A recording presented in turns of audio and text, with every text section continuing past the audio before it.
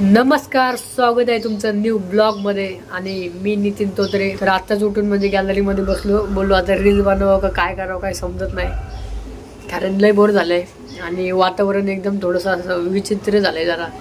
म्हणजे गरम होते कधी कधी, काय समजत नाही, कधी पाऊस पडतोय, तर काय म्हणजे कंटाळा आला आहे. तर आता इथं बसलो होतो तर बोललो थोडासा ब्लॉगच बनवू आपण, आणि कोण काय करते काय नाही जरा थोड्याशा गप्पा मारू.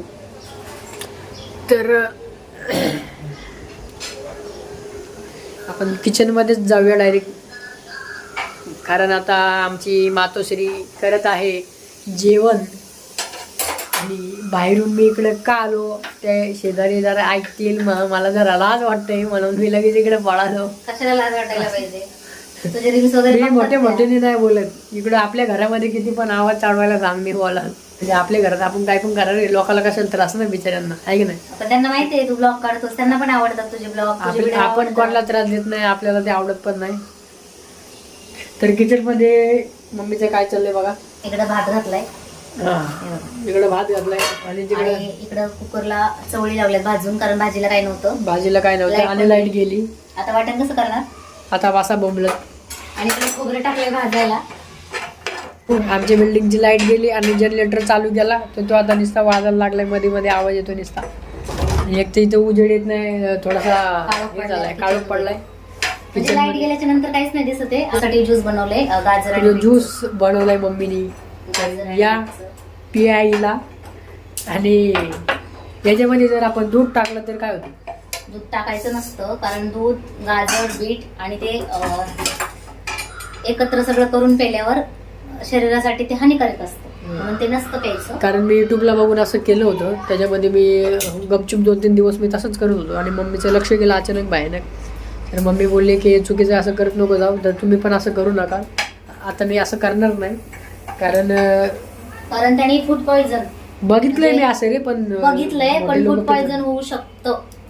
नाही प्यायचं आपल्याला, कारण ओरिजिनल तर ओरिजिनल, शेवटी डायरेक्ट तुम्ही मिक्सरला फिरून घ्या. कारण इथं पिशवीतलं दूध असतं, ते काही गाईचं ओरिजिनल दूध नसतं किंवा म्हशीचं. म्हणजे ओरिजिनल म्हणजे दूध पिशवीतल्या दुधात आणि ओरिजिनल घरी काढलेल्या दुधात फरक असतो. शिजवल्या ते गरम असतं, म्हणजे बीट आणि गाजर हा उकडून घेतो तर ते, आणि त्याच्यामध्ये परत ते घालतो, परत मिक्सरला फिरवतो, मग ते परत गरम होतं आणि त्याने ते शरीराला हानिकारक असतं. त्यातले सगळे जीवनसत्व मरून जातात, त्याचा काही फायदा होत नाही. त्यापेक्षा बीट आणि गाजर थोडंसं उकडून घ्यायचं आणि मिक्सरला फिरवायचं.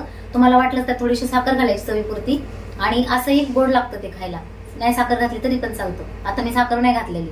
जर तुम्हाला गोड आवडत असेल तर थोडंसं नॉर्मल साखर घालायचं त्याच्यात. आणि दूध त्याच्यात टाकून नाही प्यायचं, तुम्ही स्पेशल वेगळं दूध घेऊन पिऊ शकता, असं माझं म्हणणं आहे. बाकीचं म्हणजे मला एवढं माहिती नाही. तर आता लाईट गेले आणि आता आणखीन बोर. तर आता गॅलरीमध्ये येऊन थोडंसं इकडं तिकडं बघत बसलो टुकून, कारण बाहेर तुम्ही बघू शकता सगळं शांत वातावरण आहे. कारण ही जी वेळ झालेली आहे ही 12च्या दरम्यान वेळ आहे. 12 बज गेले और हमारा जेवण चालू है इधर. हिंदी में ब्लॉग बनाएंगे तो कैसे होगा रे? बहुत अच्छा आएगा. हमारी हिंदी कच्ची आई, आपण घाटी आहे तर घाटीच बोलायचं. तर मम्मीचं म्हणणं आहे मराठी ते मराठीत बोलायचं. तर असं काही नाही, मराठी पण व्हिडिओ बनवतात आणि हिंदी पण व्हिडिओ बनवतात. हिंदी मराठी मला आवडते, पण हिंदी मला प्रॉपर येत नाही, मी आटोकलं मग त्याच्यामुळे आपलं नाही आपली जी भाषा आहे त्या भाषेमध्ये, आणि आपली मातृभाषा मराठी आहे तर मराठीच बोलायचं. हां, राज साहेब. आता इकडे मी कांदा भाजायला ठेवलाय, इकडं खोबरं भाजून घेतलंय, लसूण सोललाय, अद्रक कापून ठेवलंय, आणि इकडे मी भाजून चवळी कुकरला उकडून घेतल्यात, म्हणजे शिजून घेतल्यात. म्हणजे जर तुम्हाला भाजीला नसेल आणि झटपट काहीतरी बनवायचं असेल तर चवळी भाजायच्यात आणि भाजून कुकरला शिजायला टाकायच्यात. तर शिजल्यानंतर हे पहा एकदम मस्त अशा सॉफ्ट शिजलेल्या येतात आणि 3 शिट्ट्यामध्येच झालंय. आणि याची चव आहे ना ती खायला वेगळीच लागते. आता तुम्ही म्हणता हे कुकर, तर विचार लई साथ देते माझं, कारण हे 15-20 वर्षाचं कुकर आहे. जुनं कुकर आहे, त्याची शिट्टी वगैरे का होत नाही, त्याची शिट्टी होत नाही, तरी पण मी त्याला असं जरा वर करून शिट्टी करते, त्याची मजा आहे काहीतरी. पण जुनं ते सोनं. आणि अशी चवळीची भाजी जर बनवली शिजून तर त्याची टेस्ट वेगळीच असते. तर माझा व्हिडिओ डेली बघत जा आणि रील्स पण आपल्या चांगल्या बघत जा, चांगला सपोर्ट करत जा. तुम्हाला खरं सांगते की भरपूर ताई आहेत जे माझ्या Savita T fashion YouTube channel आहे त्याच्यामध्ये कमेंट करतात की ताई तुमची डेली रुटीन दाखवा, तुमच्या घरात तुम्ही कसं बनवता, कसं तुम्ही काम करता, तर आम्हाला दाखवा. तर तो चॅनल आहे सविता टी फॅशन, त्याच्यामध्ये मी ब्लाउजांचं टिचिंग कटिंग टाकते. तर त्या सगळ्यांना आता मी सांगते की जर तुम्ही हा ब्लॉग बघितला, अचानक तुमच्या समोर आला, तर तुम्हाला याच्यामध्ये सगळं बघायला भेटेल, म्हणजे आमची डेली रुटीन. तर मी असा विचार केला, म्हणजे माझं सजेशन आहे असं की नितीन तर रील्स बनवतो आणि तर आपण याच्यामध्ये ब्लॉग पण टाकू. आणि ज्यावेळेस आम्ही गावी वगैरे जातो तेव्हा तिकडं मस्त फिरायला सारखं असतं है ना. तिकडे गेल्यावर खूप वातावरण छान असतं गावाचं, फिरता वगैरे येतं आणि तिकडे गेल्यानंतर तुम्हाला असं काहीतरी वेगळं दाखवता येईल. तर म्हणून माझी अशी इच्छा होती की आपण ब्लॉग पण याच्यातच टाकायचे. याच्या आधी पण नितीन रील्स टाकायच्या अगोदर आम्ही याच्यामध्ये ब्लॉग टाकायचे. नितीन खूप बोर होतं घरात बसून, कारण त्याच्या डोळ्यांची ट्रीटमेंट चालू आहे. तर तो खूप बोर होतो, तर त्याला मी म्हटलं की आपण ब्लॉग पण चालू करू, म्हणजे तो बोर होणार नाही आणि तुला पण असं वाटेल मी काहीतरी करतोय बाबा. म्हणजे जसं त्याला असं वाटतं की बाकीचे मुलं जॉबला जातात, तिकडे जातात, काही ना काही करतात, तर मी काहीच करू शकत नाही. तर मी त्याला म्हटलं की तू ब्लॉग पण टाक आणि तू रील्स पण टाक. तर तुम्ही सगळ्यांनी त्याला भरभरून प्रेम द्या. तर तुम्ही पण माझी यूट्यूब फॅमिलीच आहेत आणि मला असं वाटतं की तुम्ही जसं मला प्रेम दिलं आहे, जसं माझ्या व्हिडिओला साथ दिली आणि तुम्हाला आवडतात माझे व्हिडिओ, तसे ह्या पण व्हिडिओला प्रेम द्या भरभरून. नितीनला म्हणजे प्रोत्साहन येईन व्हिडिओ बनवण्यासाठी आणि आमचे ब्लॉग असेच बघत राहा आणि तुम्हाला असेच नवीन नवीन ब्लॉग आम्ही दाखवत राहू. तर तुम्ही काही बोर वगैरे काय होणार नाही, कारण काय टेन्शन घेऊ नका, कारण आपल्या पनवेलमध्ये भरपूर काय बघण्यासारखं नवी मुंबईमध्ये आणि बरेच काय काय शिकण्यासारखं पण आहे. तर आपण तुम्हाला सगळं दाखवण्याचा प्रयत्न करू. आणि ती डोळ्याची ॲलर्जी झाल्यामुळं मला कुठं बाहेर जाता येत नाही, त्याच्यामुळं मी रील्स वगैरे सगळे स्टार्ट केलं.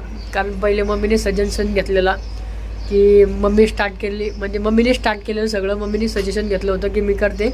पण आधी आम्ही एक रेसिपीचा चॅनल खोलला होता, पण तो चांगले प्रतिसाद पण यायला लागला, चांगले चालायला लागला.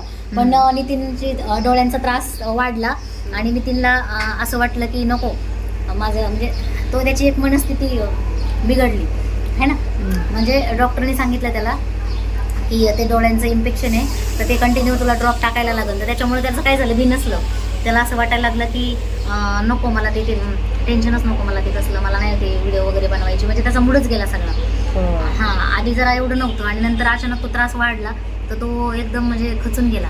तर मी जामच आवाज येते, ते जनरेटरचा आवाज येतो. बस लाईट गेली आहे, जनरेटरचा आवाज पण भरपूर येतोय. आणि आता मला वाटण बनवायचं होतं, भाजी बनवायची होती, भात तर झालाय आपलं रेडी.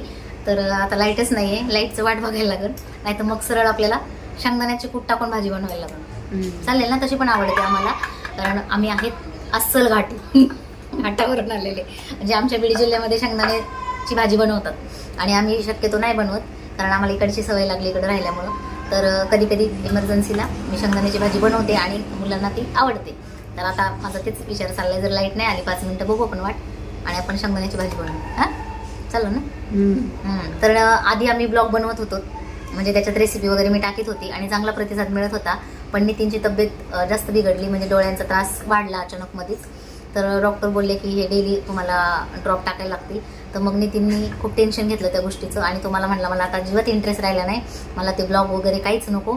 आणि त्यांनी तो विषय सोडून दिला आणि मग माझं पण मन जरा थोडंसं हे झालं की तब्येतीपेक्षा ब्लॉग महत्त्वाचे नाही आहेत.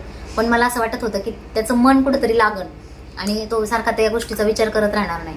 त्याच्यासाठी मी हा चॅनल खोलला होता आणि नंतर त्रास वाढल्यानंतर त्यांनी ते बंदच केलं. आणि आता परत मी त्याला सांगितलंय की रडायचं नाही, लढायचं है ना, टेन्शन घेत बसायचं नाही, काहीतरी करायचं. म्हणून मग परत ब्लॉगला सुरुवात केली आणि रील्सला पण सुरुवात केली. आता नितीनच्या जे रील्स आहेत त्याला खूप चांगला प्रतिसाद मिळतोय, तुम्ही सगळे खूप त्याच्यावर प्रेम करतात. असंच ब्लॉगला पण प्रेम करा, म्हणजे ब्लॉग बघा आणि रील्स कसे वाटतात ते पण कमेंटमध्ये सांगा. हां, आणि तुम्ही नितीनचे जे ब्लॉग येणार आहेत त्याच्यामध्ये शक्यतो नितीनला जेव्हा असं वाटेल की बाबा मी नाही करत मम्मी ब्लॉग, त्यावेळेस मी करीन. आणि ज्यावेळेस मला वेळ मिळणार नाही तेव्हा नितीन ब्लॉग बनवीन.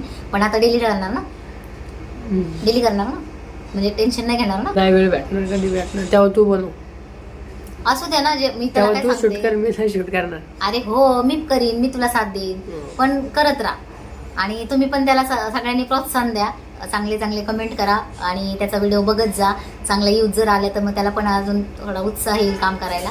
आणि एवढंच मला सांगायचं होतं. आणि तुमचे सगळ्यांचे आशीर्वाद नितीनवर असू द्या. तर आजच्या पुरते एवढंच, कारण आता लाईट झालेली आणि थोडेसे कामं बाकी, कामं वगैरे आपण करू जेवण वगैरे करू या जेवायला. आता जेवायला उशीर का झाला, कारण शिवण क्लास वगैरे चालू होता सकाळी आणि क्लासवाल्या गेल्या आणि नंतर मी जेवणाला सुरुवात केली. कधी कधी मी अगोदरच स्वयंपाक करून घेते आणि खूप काम पण पडले, लाईट पण गेली आणि लाईट गेल्यामुळे माझं मशीनचं टेलरिंगचं काम पण राहून जातं. बायका फोन करतात, ताई ब्लाऊज झालेत का.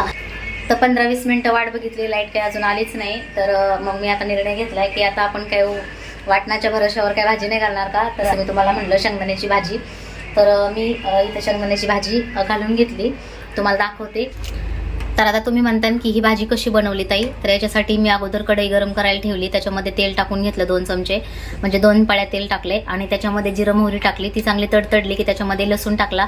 लसूण थोडा लाल व्हायला लागला की कांदा टाकलाय आणि कांदा चांगला परतून घेतला लाल रंगाचा होईपर्यंत. त्याच्यामध्ये घातली हळद पावडर आणि लाल मसाला, म्हणजे आपला जो घरगुती मसाला आहे तो टाकलाय आणि त्याच्यामध्ये शिजलेल्या चवळी टाकल्या. तर चवळी टाकल्याच्या नंतर आता याला टॅमॅटो वगैरे नाही घातलं, कारण सध्या टॅमॅटो खूप महाग आहेत, त्याच्यामुळं जरा जपून टॅमॅटो वापरायला लागतात आणि आज नव्हतं घरामध्ये टॅमॅटो, तर मी याच्यात टॅमॅटो पण नाही घातलेला. आणि नंतर त्याच्यामध्ये ते शिजलेल्या चवळी टाकल्यानंतर अंगापुरता रस्सा, म्हणजे तुम्हाला जेवढं पाणी पाहिजे तेवढं पाणी ॲड करायचं.